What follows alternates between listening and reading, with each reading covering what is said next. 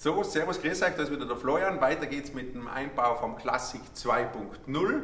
Jetzt mit der Vorbereitung des Gerätes für den finalen Einbau. Und da haben wir überlegt, wie zeige ich euch das jetzt am besten, dass man das gut sehen kann. Und ich mache das jetzt im Rahmen einer vorgefertigten Situation, wie ihr es hier seht.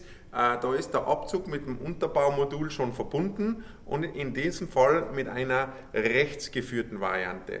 Da ich zuerst ja gesagt habe, ich kann das Ding auch umbauen nach links, muss ich da ein bisschen aufpassen im Einbau, dass ich es richtig zusammenstecke. Und dazu haben wir euch da geholfen, da sind zwar kleine Pfeile drauf und die Pfeile müssen einfach, wenn ich es zusammensetze, immer zusammenpassen. Es würde verkehrt rum auch gar nicht gehen, weil diese kleine Ausbuchtung hier für diesen Zapfen, der da raussteht, vorne einfach fehlt. Gell? Also ihr könnt es im Prinzip gar nicht verkehrt machen. So, im Realzustand für euch schaut es dann folgendermaßen aus. Ihr habt die Abströmung in dem Fall nach rechts raus, die halte ich auch schon so für mich dann fest. Das ist das Unterbaumodul, das dann nach oben verbunden wird mit der Abzugseinheit. Das ist einfach zum Reinschieben und hat hier dann Nutfeder, das ich nur ein bisschen reindrücke und dann verraschte.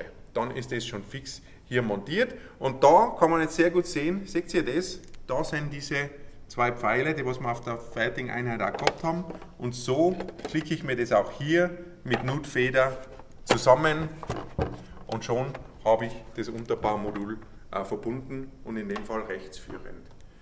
Wäre es jetzt nach links führend, ich nehme das jetzt nochmal auseinander, muss ich einfach dieses kleine Seitenteil einmal auf den Kopf drehen, setze das an gleiche Ort und Stelle und drehe dann das ganze Element einfach um. Und so habe ich das Ganze dann nach links führend und verklicke das wieder mit dem Abzug zusammen. Also ihr seht, das ist wunderbar einfach gehalten und sehr, sehr cool zum Zusammenbauen. Es braucht nicht einmal ein Werkzeug dazu, es ist alles mit Nut und Feder. Wir helfen euch mit diesen zwei aufeinanderpassenden Pfeilen, es kommt eigentlich gar nicht aus. Ihr müsst nur aufpassen, hat der Planer nach rechts oder nach links geplant. Beides möglich. Und im Regelfall wird es dann mit dem 90-Grad-Bogen nach hinten in den Korpus rein weitergehen. Könnte aber auch mal passieren, dass es gar nicht nach hinten verplant ist, weil ich es in der 60er-Zeile zum Beispiel geplant habe und ich gehe hier mit der Kanalführung gerade raus.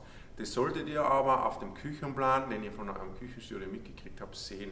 Das hat nichts mit unserer Gerätemontage zu tun. Also von hier weg, von dem Punkt, ist im Prinzip jede Kanalführung möglich.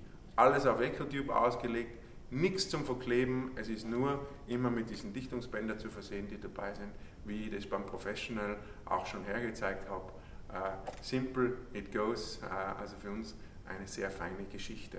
Ja, und wenn ich mir den Abzug so vorbereitet habe in die richtige Richtung, wäre ich dann eigentlich auch schon bereit, das Gerät in den Korpus einzusetzen. Und das zeige ich euch im nächsten Video.